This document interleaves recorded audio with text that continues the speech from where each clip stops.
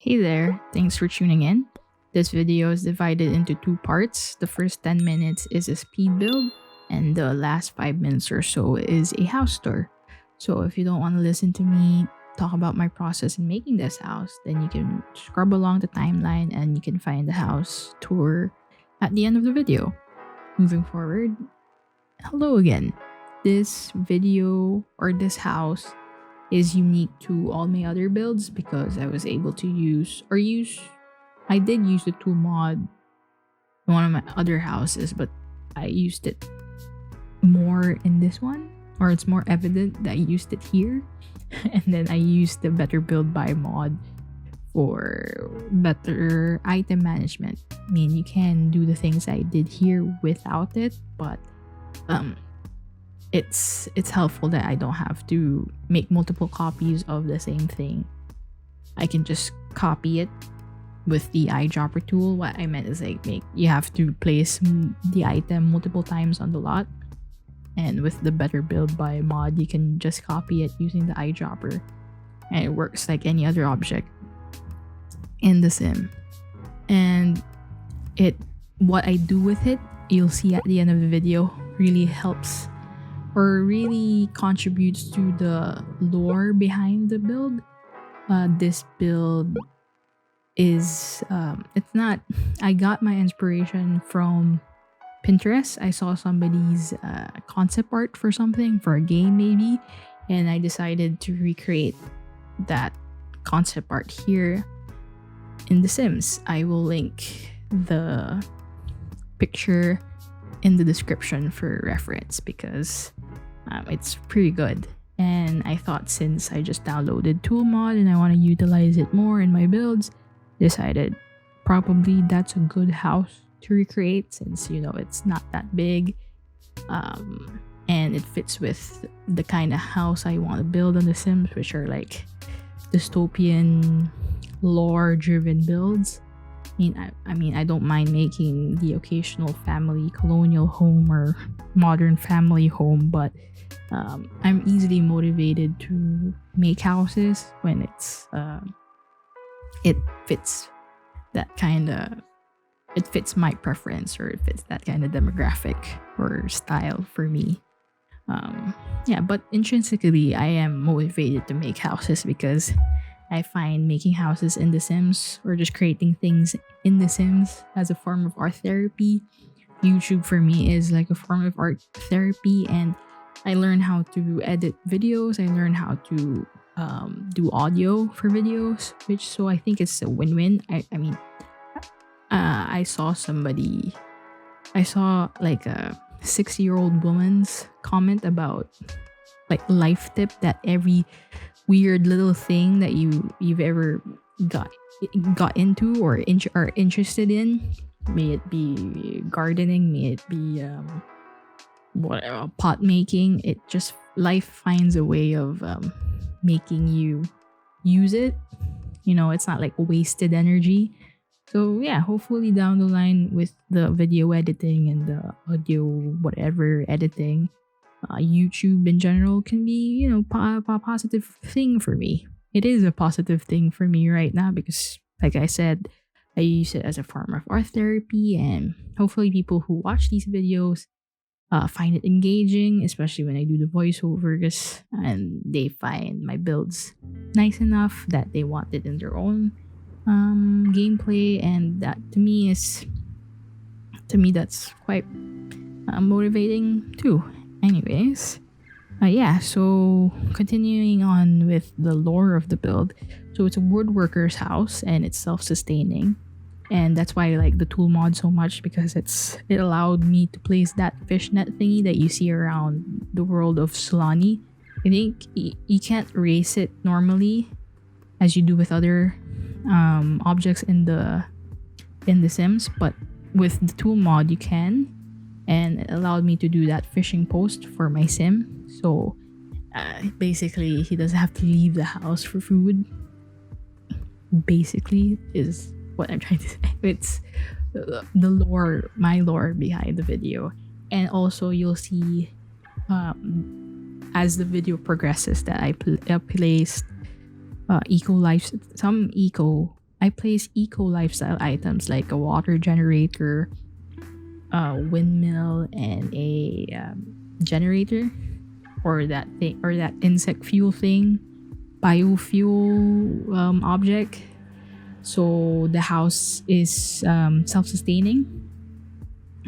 Basically, I know when you make a lot off grid and you have those items, and those items generate more power than what the sim consumes, your off grid lot is basically like any other house.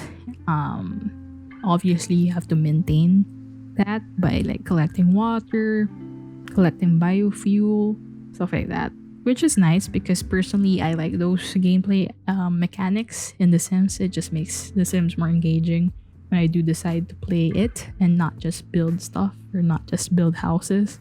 You know, Sims 4 is notorious for its lack in content, so any gameplay mechanic is much appreciated. So I try to utilize it as much as I can when I play The Sims.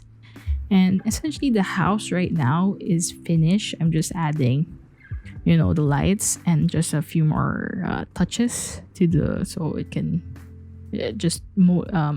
contributes to the lore of the build.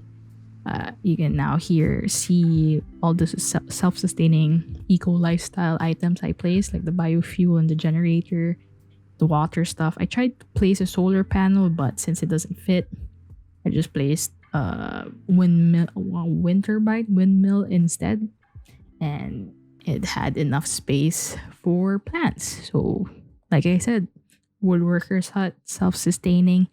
He can have fish, he can have fresh veggies every day. Yeah, like that. Is it YBS Youngblood, that YouTube channel where he kind of blew up because of the pandemic, where he films himself in his boat fishing with his friends. It's in Australia, which is kind of nice. So yeah, wish I can live a lifestyle like that, but since I live in the city, and that's not really possible. Anyways, we're almost. I'm almost done with the build. I am going to show you the most interesting part of the build, which is this one. Again, it's nothing special. It's just me duplicating some wood planks I found from the Eco Lifestyle pack. It's a debug item, and I multiply it a lot of times and just use it as some kind of flooring for the build. For me, it adds another layer of character to the build, especially since I was going for a woodworker's hut, and the lore behind it is that he made it himself with things he found around this around Solani, and just made a house from it. I made sure none of the wood planks are clipping. I found this technique from another creator on YouTube, where you raise the item slightly so it doesn't clip, and I made sure that the house is fully functional. That's why I said that this is the third iteration of the house, because I made sure that the house is as functional as it can be.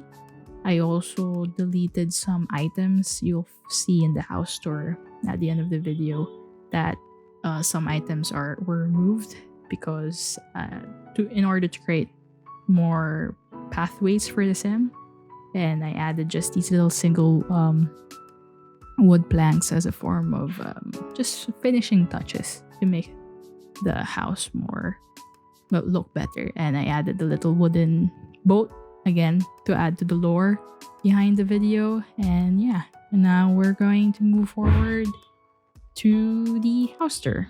Much later. In today's little house tour, we'll be starting with a man sleeping. That man is called Nathan Drake. Oh no, Nathan Anders. He is inspired by Nathan Drake from the Uncharted series, and he's pretty handy with wood.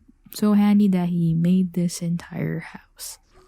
I have no idea why my UI looks like that. It just is.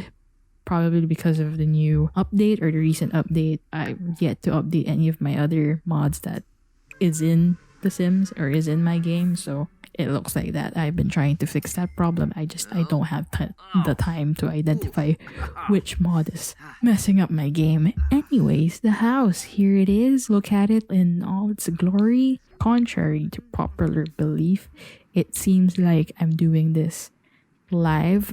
I am not. I'm currently doing a voiceover of my past self trying out the house. So yeah, past self just instructed Nathan to go pee because he needed to go wee.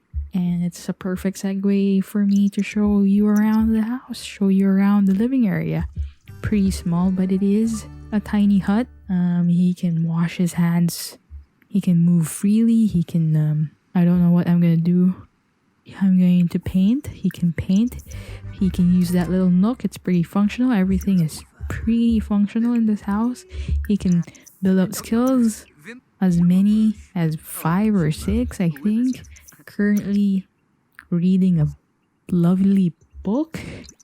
Just talked to himself in the mirror, and now I think, yeah, he's trying on outfits.